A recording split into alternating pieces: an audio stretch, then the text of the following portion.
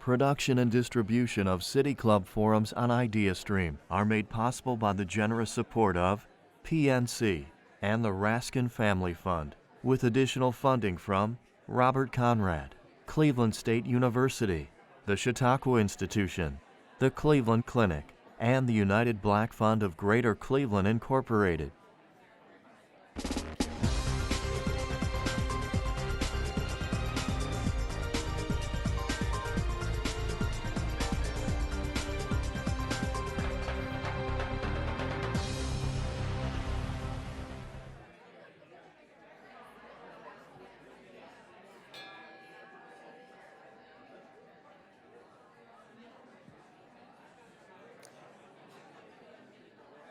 Good afternoon.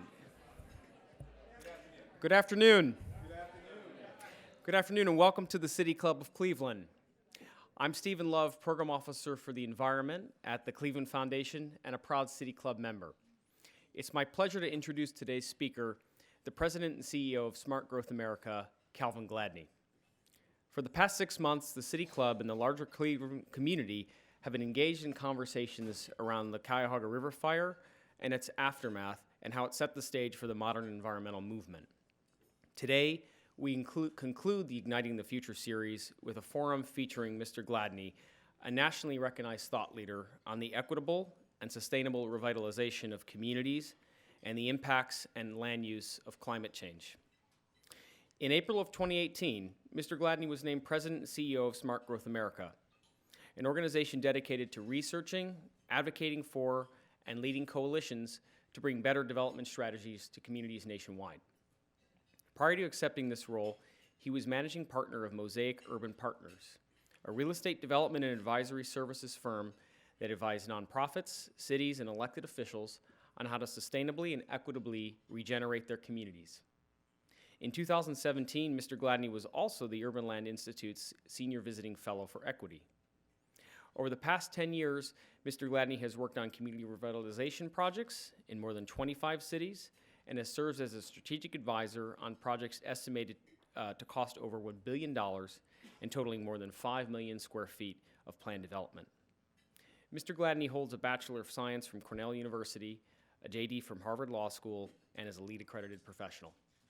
Esteemed guests, members, and friends of the City Club of Cleveland, please join me in welcoming Mr. Calvin Gladney.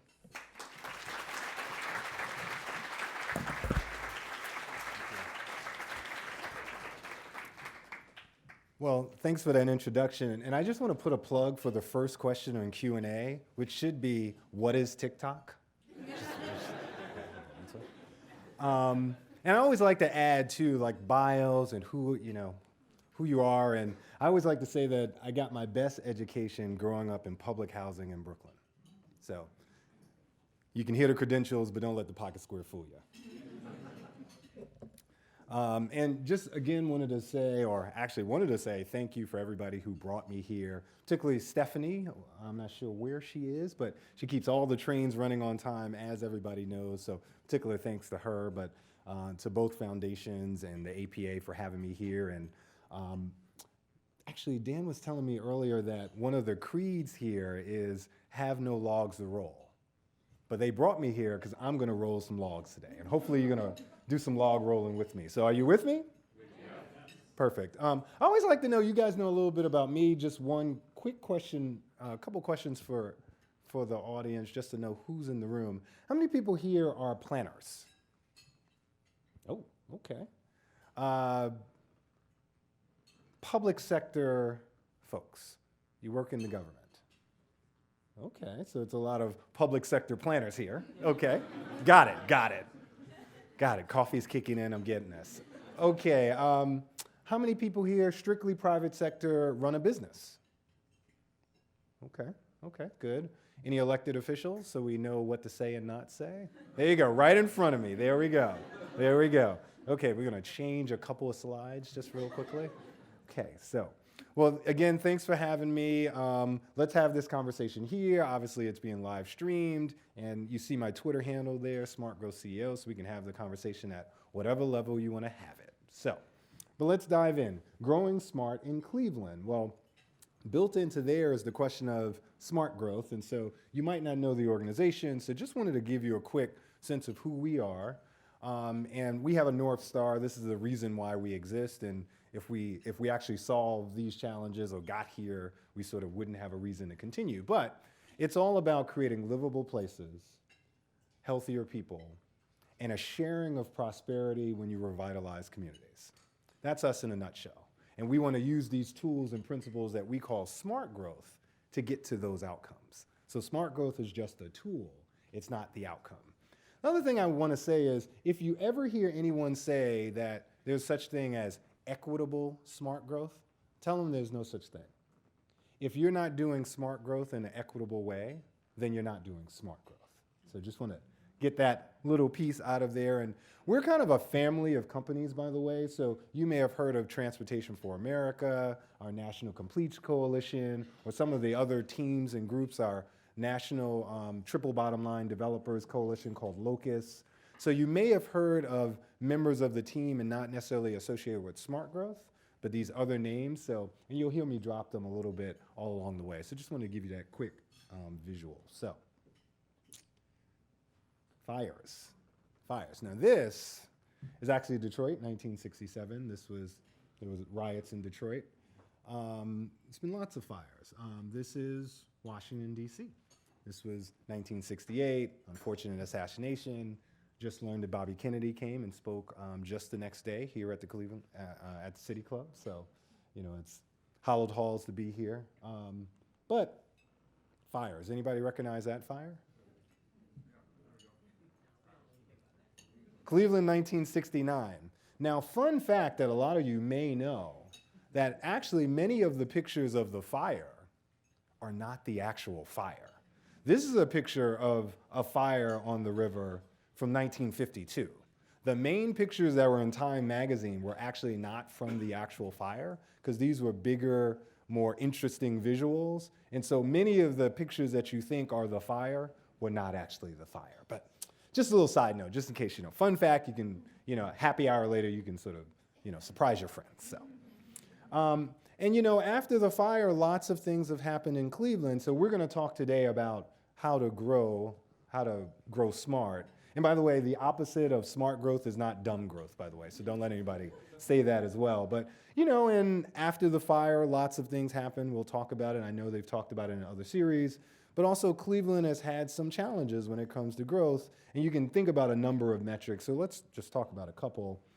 We can talk about population growth. And what we're not going to do today is compare ourselves to Columbus, Ohio, right? It's like, oh, Columbus, they're so much bigger. Oh, my God, right?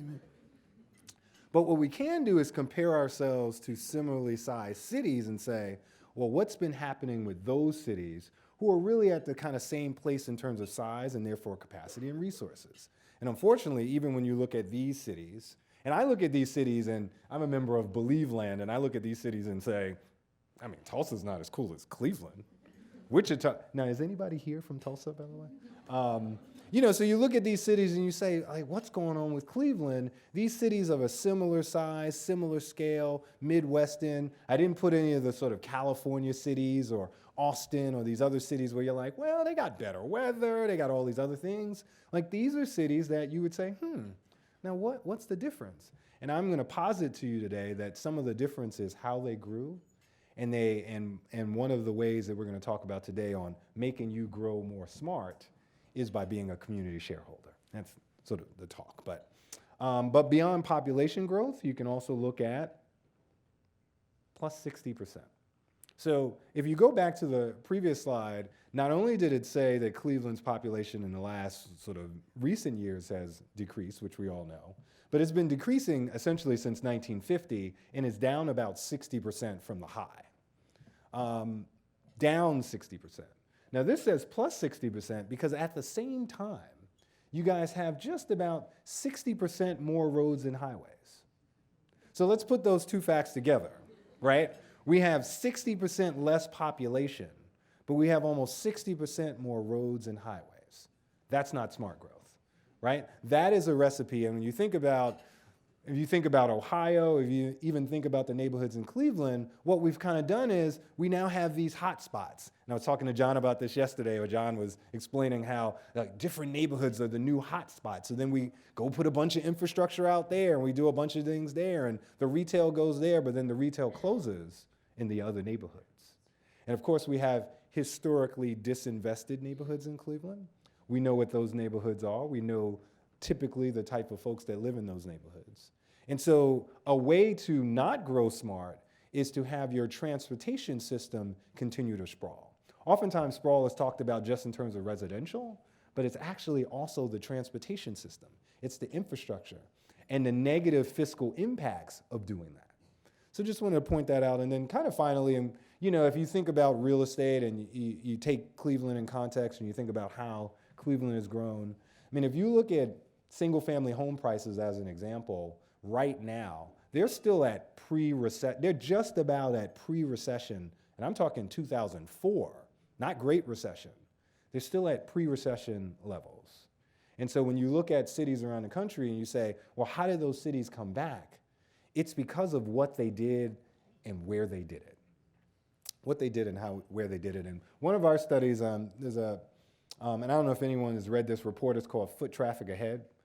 We partnered with George Washington, Yardy, Cushman and Wakefield, and a couple of others to write a report to really analyze the metro areas, particularly the largest metro areas around the country, and how they were growing, and what were the fundamental differences and the key reason why.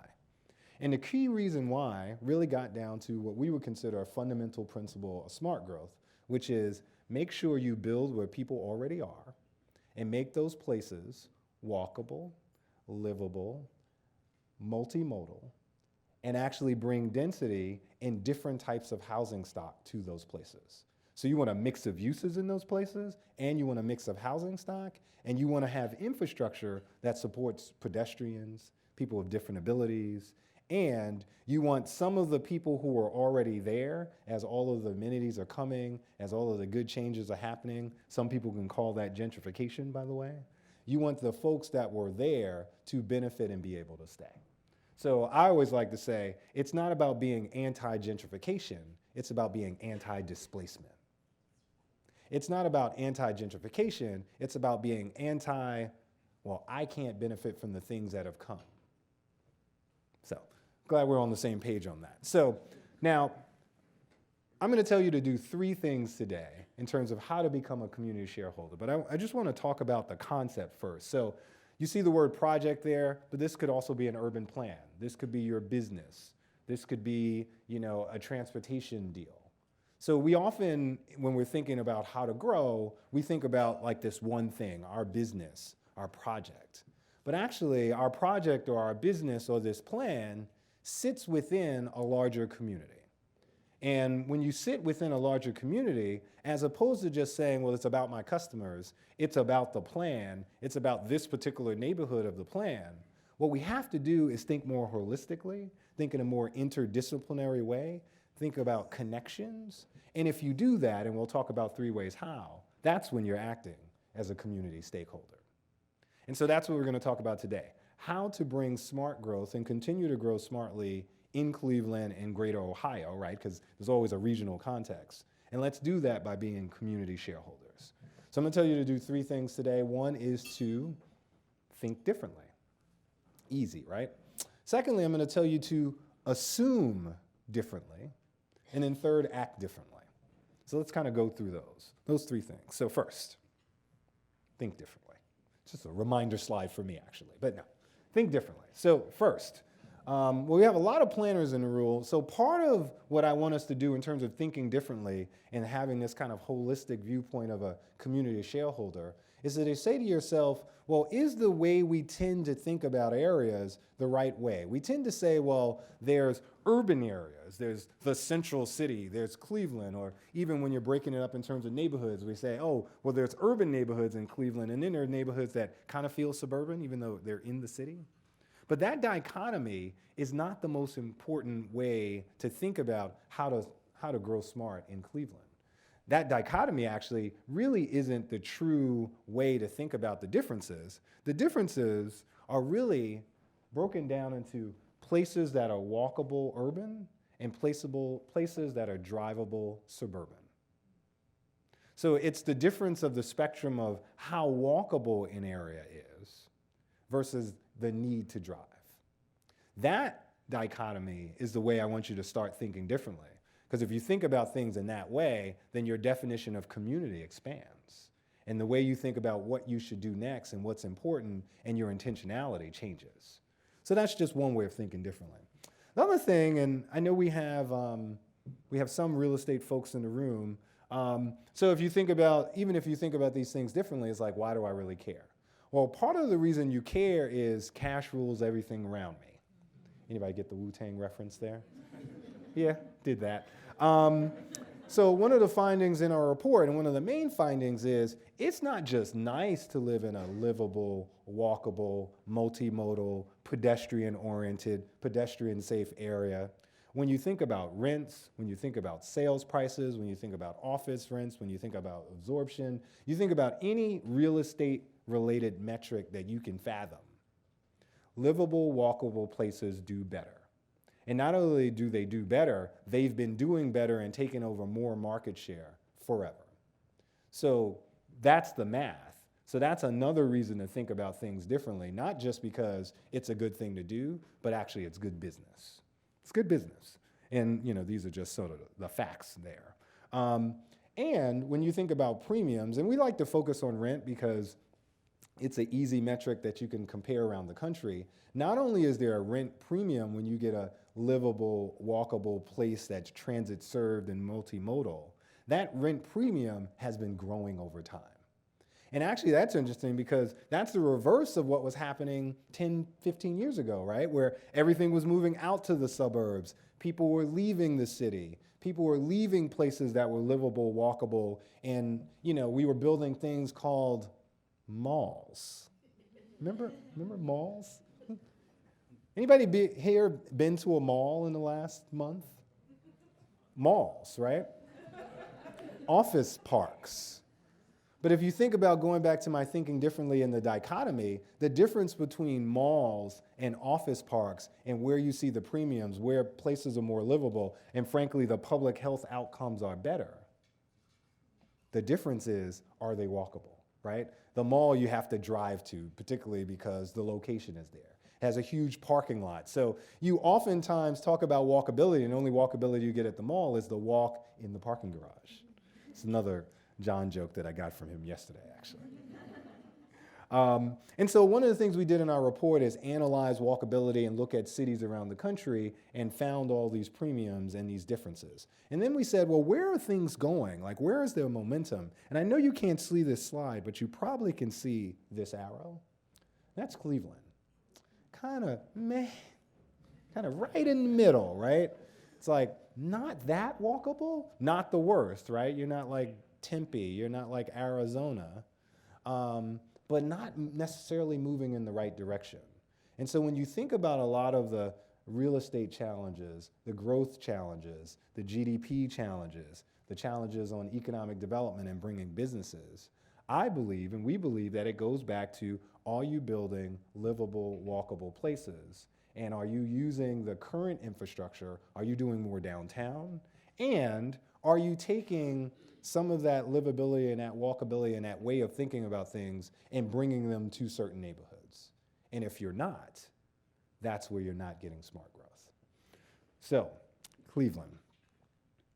So, another thing I just want you to think differently is, all the urban planners in the room and everybody here, I'm going to speak over a change in the way you're going to think about yourselves. It's going to happen right now. You are now all, and always have been, transportation professionals. So anybody here ever designed something like this? Don't put your hand up. It's not a good idea. This is sprawl, this is bad. But actually, just in case you were wondering, just make, Avi, but had to say it. This is residential, but somebody planned this, somebody designed this. This is an example of planning. And you think about this as planning, but this is actually also transportation decisions. Because when you decide to plan a community like this, when you decide to put a community where this community is likely located, You can do this at the neighborhood scale, you can do this at the city scale, you can do this at the regional scale. When you do this type of planning, you are also simultaneously making transportation decisions. You're also making fiscal and economic health decisions for the city. So this planning is actually also having you do transportation decisions, because now you've decided and forced people to have to get in a car. And if you have to get in a car, then you're probably not walking. And if you have to get in a car, in many places, that also usually means, do you see sidewalks in this visual? So you're not doing things like complete streets. People here familiar with the idea of complete streets? We want the streets to be not just for the car, the right-of-way is for everyone, so it's for pedestrians, it's for the new mobility, scooters, whatever you want to call it, jump bikes, electric bikes, it's for everybody. It's particularly for walkers. Just as a side note, I don't know how many people know that the concept of jaywalking was created by the automobile industry. So at some point, the word jay was had a negative connotation, but they created the term to have a negative association with people, with pedestrians walking, so that there would be this bad feeling, and actually that the car would be dominant and pedestrians would always be looked upon badly. And as a matter of fact, next time you watch the news tonight. Listen to what they say when someone gets hit by a car. They'll say Calvin Gladney was hit by a car, but they won't say who the driver was. They will describe whether I had a phone in my hand or whether I was in the crosswalk, but they don't say anything about the driver. So we've created, both in words, and we'll call it an accident rather than a crash. So we use vocabulary in ways that really get to planning decisions and community design decisions, that get you to transportation decisions, that all get you down to, is a pedestrian safe? And are we valuing and making streets complete and having it be for everybody? So you guys are transportation professionals, even if you work in urban planning. And that's a way to think differently. And as a matter of fact, if you just needed some visuals, whether it's crosswalks, whether it's traffic circles, whether it's bulb outs, part of the challenge is making sure that we don't have the need for speed and we don't design our neighborhoods and our city in order to make people get places faster. And that's a design issue. And so you're a transportation professional when you design a neighborhood that allows for certain size streets and certain size crosswalks. I don't know if anybody here is from Michigan, but anybody here heard the concept of a Michigan left? Well, that's called bad community design. And those end up being transportation decisions. And by the way, just in case you don't know, a Michigan left is where you have to go far past where you actually want to go. You actually want to go right there, but there's no crosswalk, there's no sidewalk, there's no way to get right there. So you have to go past where you're going, make a left, essentially a U-turn to get back to where you want to be. So, see, I get the rag on Michigan because we're in Ohio, right? I don't do that slide in Detroit, by the way. So, but we can focus on streets. You're transportation professionals, but you should also focus on this. And I don't know if this visual actually helps you understand what this is, but let me give you a better visual. Now, does that make sense? AVs, autonomous vehicles. But your challenge as planners, now transportation professionals, as elected officials, now transportation professionals, is not the AVs. It's the algorithms. It's the algorithms, because there was just a study that showed that, these vehicles, based on the data and the inputs and who put the inputs in, they don't see bicyclists that well.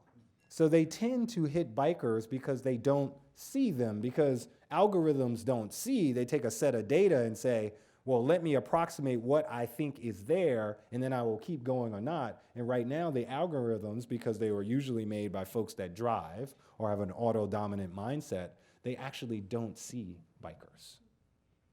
And so you might be an urban planner, you might be an elected official, and you might be a business person, and you might say, well, I don't really, this AV things, it's a novelty, it doesn't really matter to me, but who are your customers? Can they cross the street safely? Are they biking? Millennials, any millennials in the house? Some of you sheepishly put your hand up. You want to own that. Like, yeah, all you old people, I'm still young. I know. But the algorithms are what we need to focus on. And if you're focusing on the algorithms, that goes back to transportation, that goes back to your plan. I mean, my basic point is you can't sit in a vacuum if you're going to be a community stakeholder and a community shareholder and say to yourself, I'm thinking holistically, I'm just going to do my plan, or I'm going to run my business and only focus on my customers, or I'm only going to do my thing, because all these things are interconnected. And that's the way we have to think differently. And the algorithms are part of that. Now, I said assume differently. And this is going to be a conversation about intentionality. And it's going to be a conversation about intentionality that probably actually is a little log rolling. It's a little log rolling. Let's talk about equity. Let's talk about race. And I don't know if you noticed that these are people of color on bikes. It's kind of an interesting little slide, but this is the slide that just shows the difference between equality and equity. You may have seen this where people are standing in front of fences and the like. So one of the things on that fences slide, and one of the reasons why I don't use it, is the challenge is, the social justice point is, why is there a fence? So why do we show like, oh, we've gotten to equity when you can reasonably look over the fence? The point is, let's get to the point where there is no fence. Then we won't have this issue. So, but let's talk about equity, let's talk about racial equity, and let's talk about why you have to assume differently. So, and just in case, there might be some folks in here who are like, well, philosophically, I never turn my cell phone off, no. Philosophically, I don't really care about this equity stuff, racial equity stuff. You may not say that in the crowd, but you may be thinking that. Let's just talk about why that actually is not the right approach. Even if you don't believe that philosophically, let's just talk about economics and money. So income inequality has been inextricably shown to affect the economic performance of a city. There's studies, there's cross-country studies, domestic, state-to-state, regional, however you cut it. This is just, at this point, almost a given. So one of the things you want to think about is, if there is income inequality, and that income inequality typically aligns with race. So if you're not doing things that are intentional to racial equity, then you're leaving yourself at income inequality, and you're doing a disservice to the fiscal health of the city.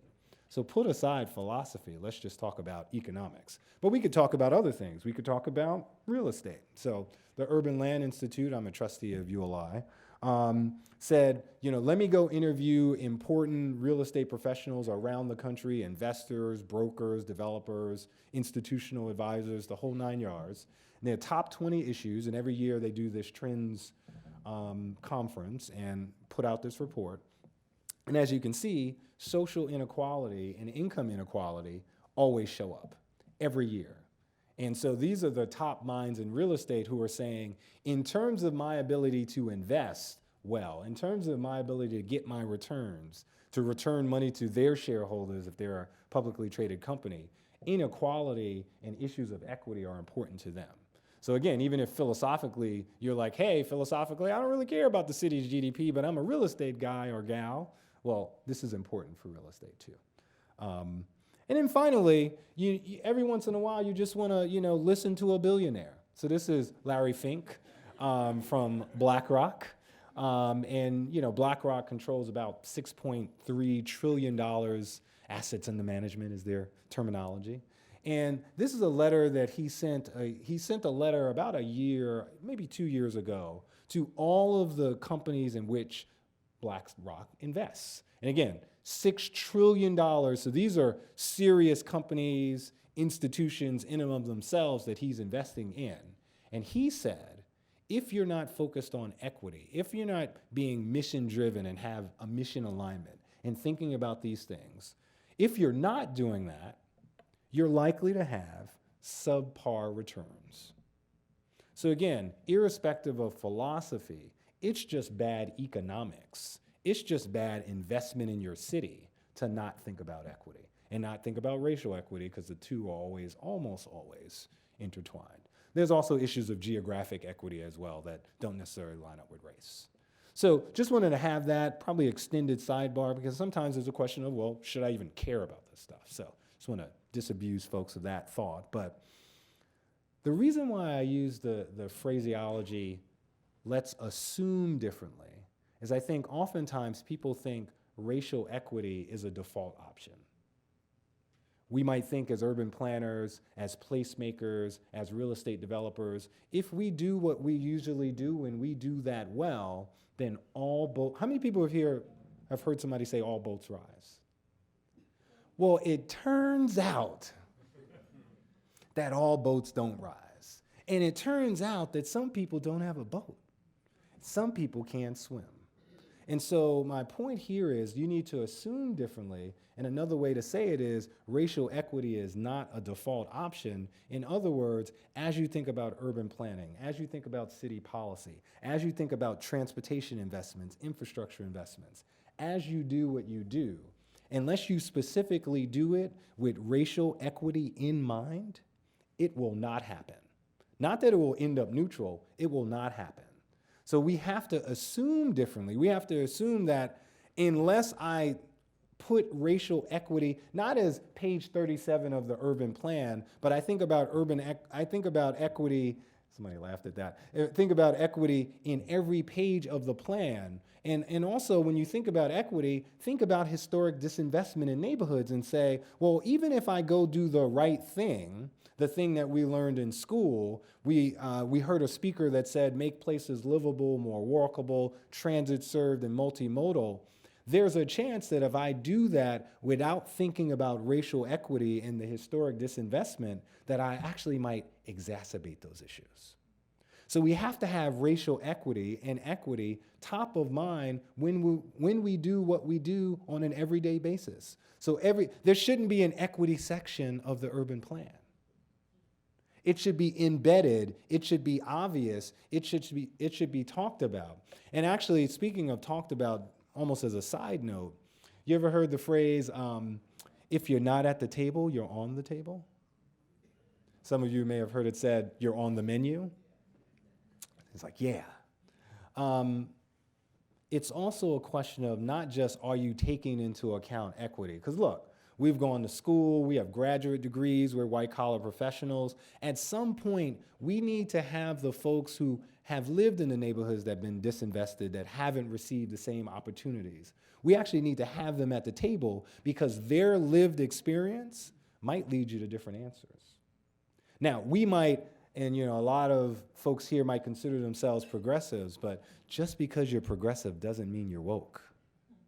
And so you have to say to yourself, maybe I need to get other people in the room. I'm thinking the right things. I have the right ideas in mind, but at some point you may not get to the right answers when it comes to racial equity if you don't have folks who have the lived experience of not having equity. So just another way of thinking about assuming differently. And one of the reasons, and I talked about it's not a default option, I should give you some actual facts. And so I showed you the algorithms, AVs, earlier. Not only do the algorithms not see bikers, what else do they not see? Anybody know the answer? They don't see people of color. There's just a study, and again, this goes to the way algorithms is built. They're built based on data sets, and they're also built based on the people who are putting the data sets in and how they set things up. And I don't know a lot about this technically, but the basic idea is if you think about the inputs, you get certain outputs. And right now, the algorithms have been shown not to see black people, not to see people of color because of the darkness of their skin. And so racial equity is not a default option because unless you do something affirmative now to think about the data sets that are going in, think about who's at the table with those data sets and who are building those algorithms, you're not going to end up with racial equity when it comes to autonomous vehicles on the back end. It's just another version of the 1950s highway system, right? We know about Lakeview Terrace. We know what happened when you put a highway. If anybody was from Miami, Florida, and knew the Overtown story where they ran a highway through it, you can tell that story in 50 states. So you can have all the great urban planning, but now that you think about yourself as a transportation professional and you think about yourselves as a community shareholder, you know that you're going to have to be vigilant on those other transportation decisions and these algorithms and all these other things because race and racial equity is not the default option. Another example, I talked about complete streets, making streets multimodal. Well, one of the things we found in our study, our National Complete Streets Coalition found, as you can see from the visual, is that people of color get hit more often. Now, I'm going to put aside the study that said that when they actually studied this, that individual people tend to hit people of color more. Let me say that again. People who are in cars tend to hit people of color more. There was a study that showed that as well. But putting that to the side, one of the things we found, and you know this, so when we talk about historic disinvestment, we talk about pedestrian infrastructure, multimodality and the like, and we know those neighborhoods don't tend to have those things. And the result of that, and the result of those decisions is racial inequity. And you can see it here, there, on that slide as well. And one other way, anybody have a guess on the amount? There was a study recently that just talked about comparative amounts of air pollution that people have to live through. And so they compared people of color to white people, and I'm sorry for saying white people so directly, but that was the point of comparison in the study. What would people say was the percentage increased amount of pollution that people of color in their communities have to deal with? How many people say 20%? Let's put a 20% increase. How many people say 40%? Wow, kind of cynical crowd here. 50%, 60%. Okay, well, the 60% folks have it. So again, we can do all the right urban planning, we can do all of the things we usually do, but racial equity is not a default option unless we do things intentionally on purpose and think about these are land use decisions, right? These are where the plants are located, what the zoning says. These are the things that are right in our urban planning wheelhouse. But if we weren't thinking about racial equity and say, where were the last plants located? Or frankly, where were the fastest streets put where when there's congestion, when there's traffic, where do those cars sit? Where do those emissions go? They sit over communities of color. We have a team in Massachusetts, and one of the things that we found was 1 out of every 5 children in Massachusetts has asthma. And those numbers are disproportionately even higher in communities of color.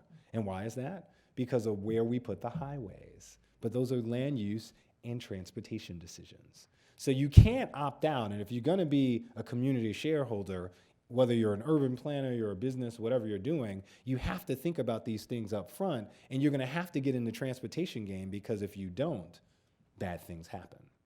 So we talked about thinking differently, assuming differently, but I wanna put one more slide I forgot about, which is, this is actually a drill down in a particular city, which showed that, and this is Nelson Nygaard, showed that actually communities of color disproportionately have bad effects in terms of emissions.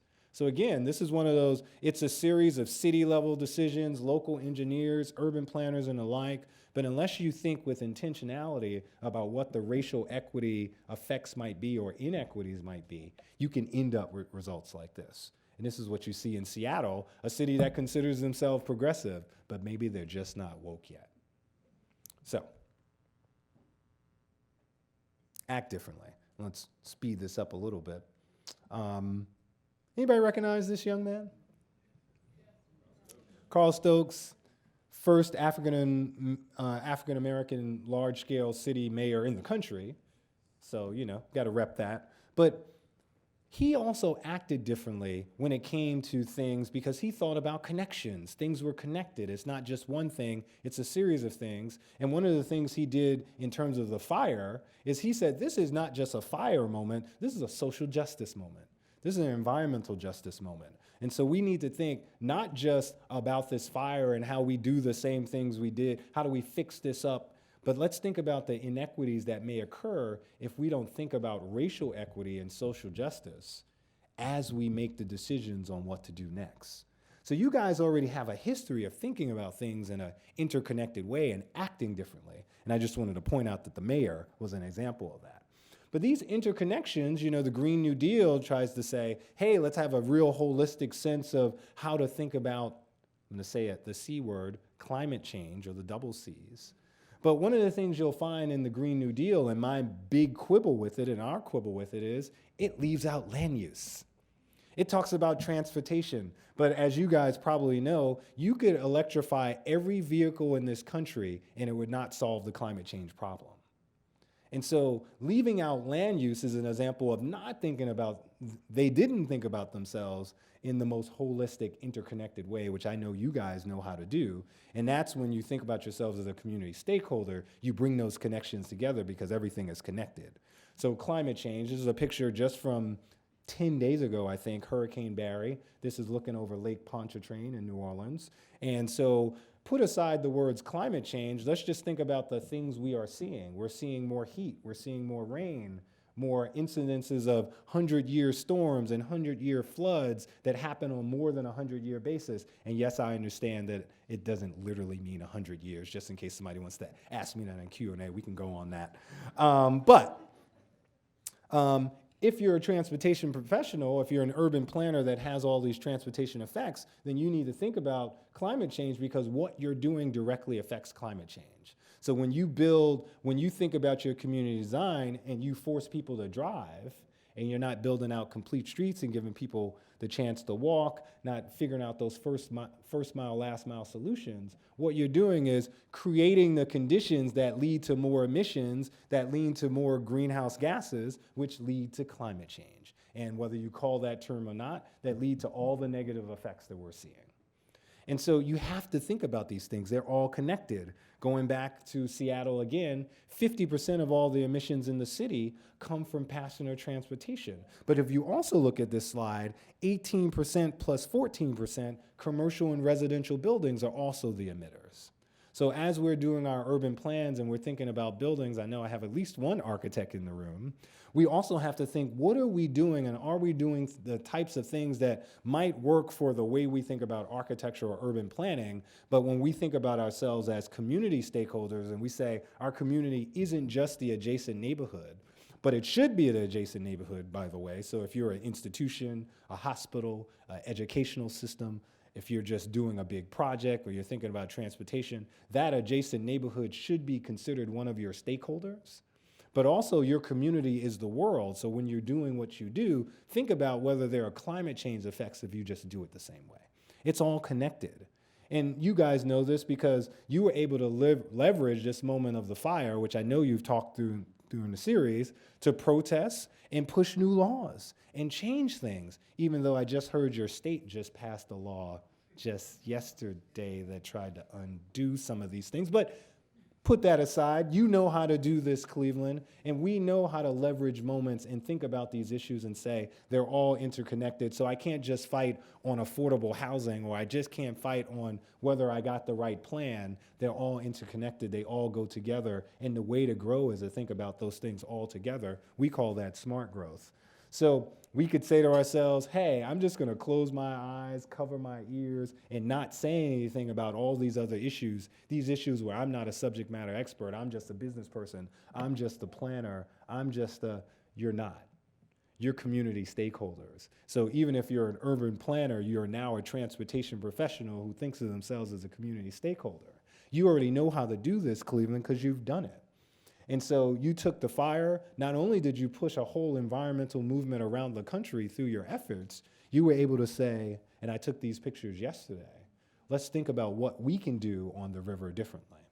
And now, and I implore you as my last sort of comment, is to say, is this redevelopment around the river, when you think about the West Bank and the East Bank, are we thinking about racial equity intentionally in these moments now? Thank you.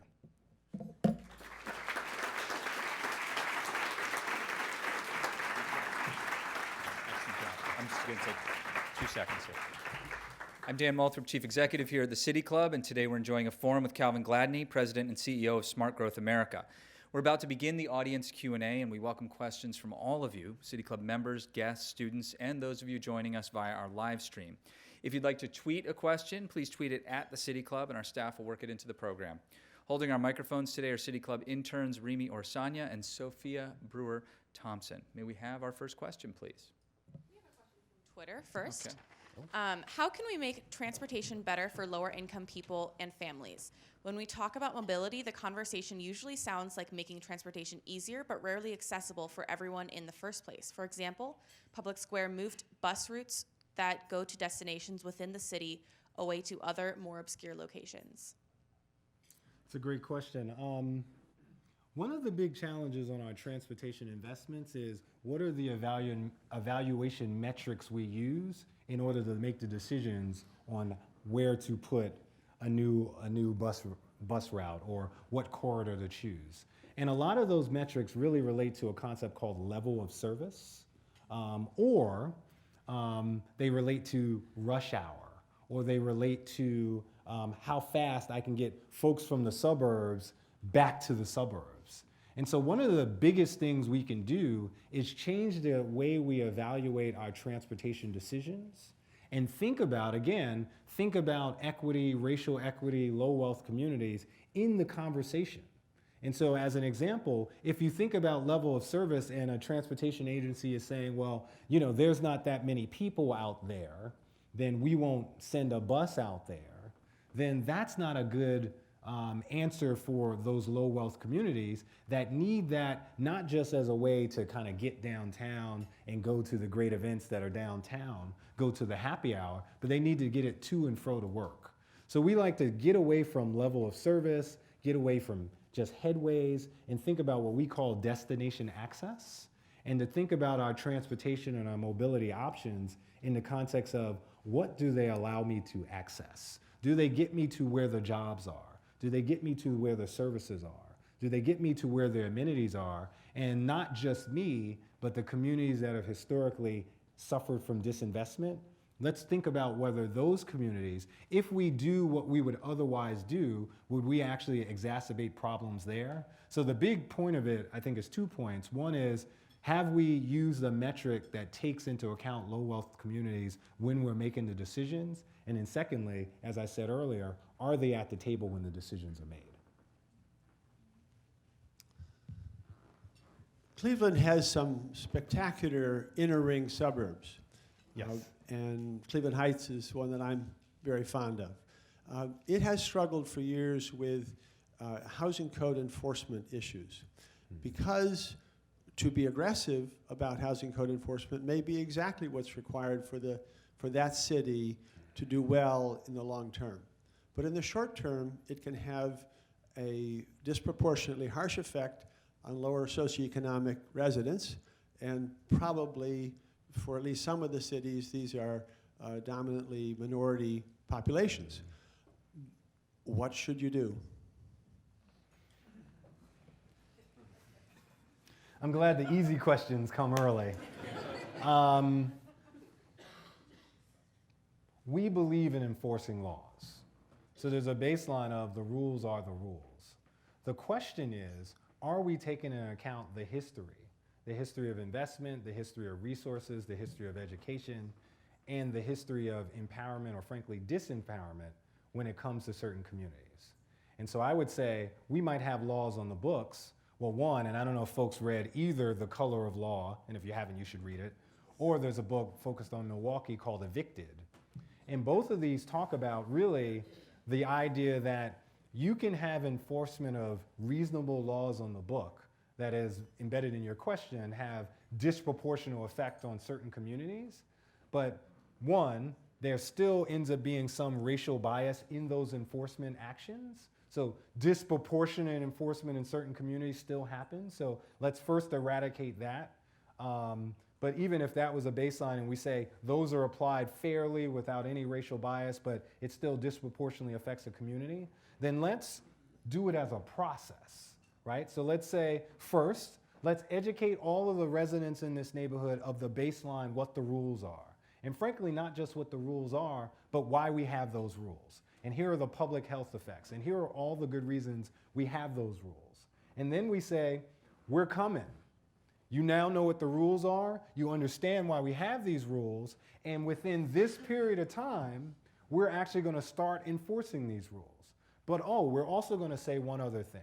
We're going to give you the financial resources to make some of the changes in your neighborhoods because you have been the neighborhoods that historically haven't had the resources, not just the educational and empowerment, but the resources to do the things that would get you to the place that you don't have to worry about code enforcement. So I think it's It's a matter of not saying let's not enforce the laws, but let's make sure we educate folks, we empower them, and we give them the resources to live up to the actual laws that are on the books. And frankly, we tell them why we're doing it. And again, we make sure that there's no racial bias in that enforcement. Good afternoon. My name, first, thanks for being here. Thank you. Thanks for having me. Racial equity is not a default option. I appreciate that. Oh. My name is Merle Johnson. I'm on the Ohio Board of Education, and we just did a strategic plan, and equity is on about every page. It was definitely intentional, Nice. so I could really relate to that. I taught school for 40 years, and so whenever I listen to someone speak, I always think about children who are usually on the menu. They are victims of this horrible climate change and everything else that's going on. So if this audience suddenly turned into a group of high school and elementary students, what would be the first 3 steps that you would ask them to take to begin to move in the direction that you're talking? High school and elementary students? High school and elementary. I want to make it really hard. Wow. Well, you know, it's funny. I just make it high school. How's that? High school. Yeah, okay. let's make it high school. I don't know if you guys have spoken and talked with high schoolers, but they're way smarter than you think, right? So the first thing I would say is I might not have a different conversation at all. I'd say the same things. Partially because their orientation, they don't see climate change or whatever you want to call it as this thing that will happen down the line. They see it as, and I'll make my Game of Thrones reference, that winter is coming.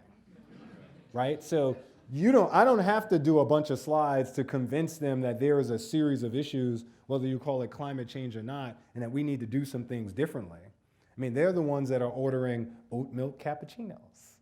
Now, you might say to yourself, why oat milk cappuccinos, what does that matter? But if you, cow milk versus almond milk, by the way, almond milk isn't milk, right? Oat milk isn't milk.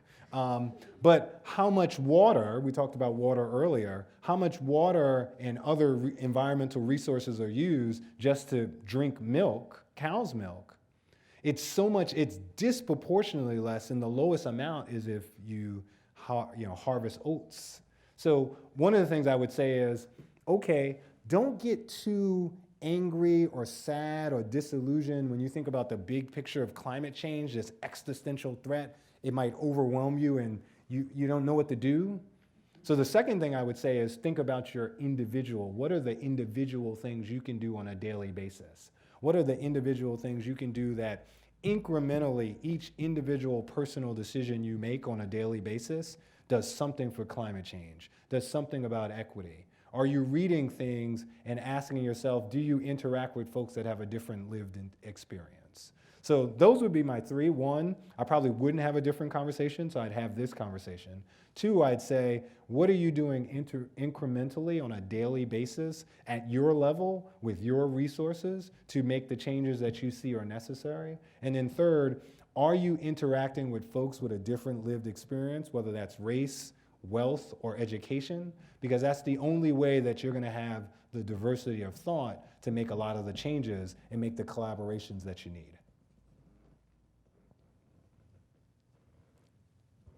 How are you? I'm good. How are you? I'm good. You've said a lot, and I would love to have the opportunity to debate you on many of the topics that you put out there. Anybody up for that debate? I'm up for that. And so, but I have one You question. didn't introduce yourself, kind sir. I'm Skip Claypool. And so I have one question, so I'm not going to try to get into a lot of the muck that you provided.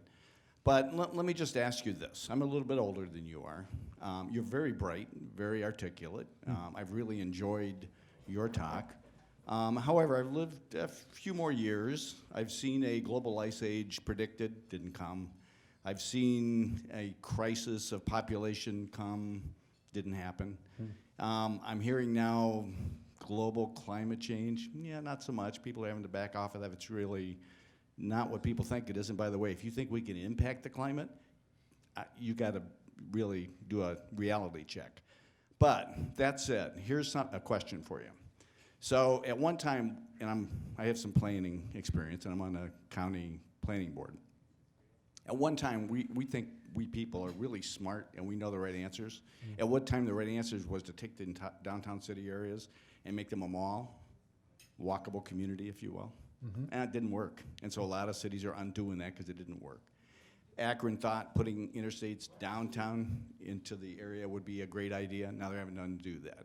And so why is it that you think that this whole smart growth idea is such a great idea, and then that in another decade or 2 decades, we're going to discover, yeah, this whole walkable thing works good when you're young, but when you get kids soccer age and all that kind of stuff, you want to move out into the suburbs because you want to live on 5 acres and you want to enjoy that,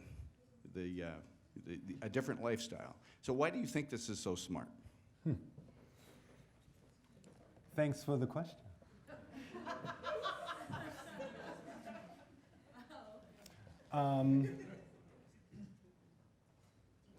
The concept of smart growth came out of a movement started in multiple places kind of simultaneously, West Coast, East Coast, Midwest as well, probably in the 60s and actually early 70s and 80s. The concept. But if you unpack and get away from the vocabulary and you say, well, in the 1930s, were neighborhoods walkable where people lived? In the 1930s, did the car dominate?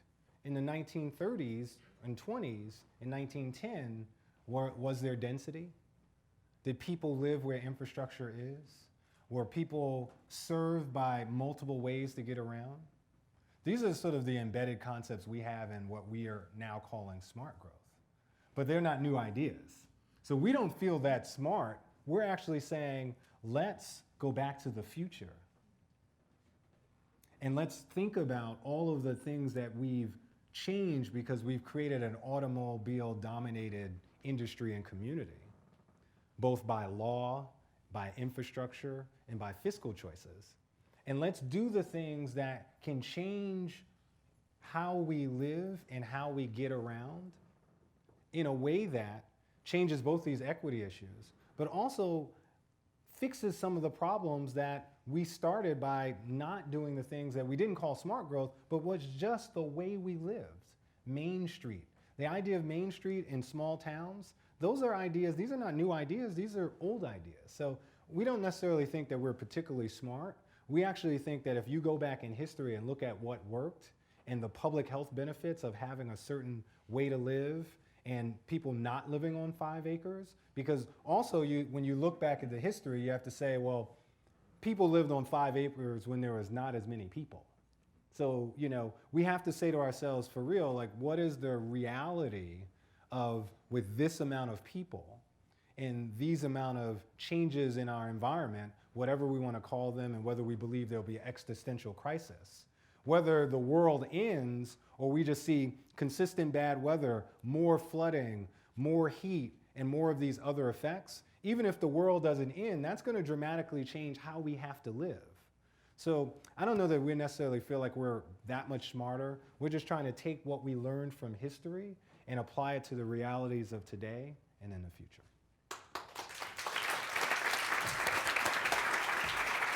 Thank you. Calvin Gladney. Today at the City Club, we've been enjoying our final forum in our Igniting the Future series. Today we heard from Calvin Gladney. He's president and CEO of Smart Growth America. Our forum today is the James S. Lipscomb Memorial Forum on the Philanthropic Spirit in Community Leadership, made possible by a generous grant from the Friends of James Lipscomb. We thank them for their continued support, and all of you for your continued support of City Club programming. This was, as I mentioned, part of our Igniting the Future series, sponsored by the Cleveland Foundation and the George Gund Foundation. We're so pleased to have Stephen Love and John Mitterholzer from those respective foundations and their colleagues with us today. Thank you so much. And thank you for supporting City Club's sustainability programming. Our program today is also part of APA Cleveland's We Plan CLE, We Plan CLE initiative, and our community partner is Sustainable Cleveland, our hospitality partner, the Metropolitan at the 9 Hotel. We appreciate the partnership of all of these organizations. And finally, we welcome guests at a table hosted by the Western Reserve Land Conservancy. Thank you for being here. That brings us to the end of our program. Ladies and gentlemen, members and friends of the City Club of Cleveland, our forum is adjourned.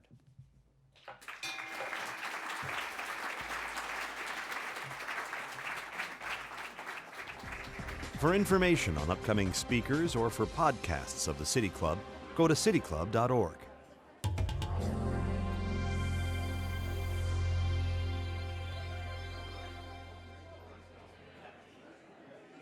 Production and distribution of City Club forums on IdeaStream are made possible by the generous support of PNC and the Raskin Family Fund, with additional funding from Robert Conrad, Cleveland State University, the Chautauqua Institution, the Cleveland Clinic, and the United Black Fund of Greater Cleveland Incorporated.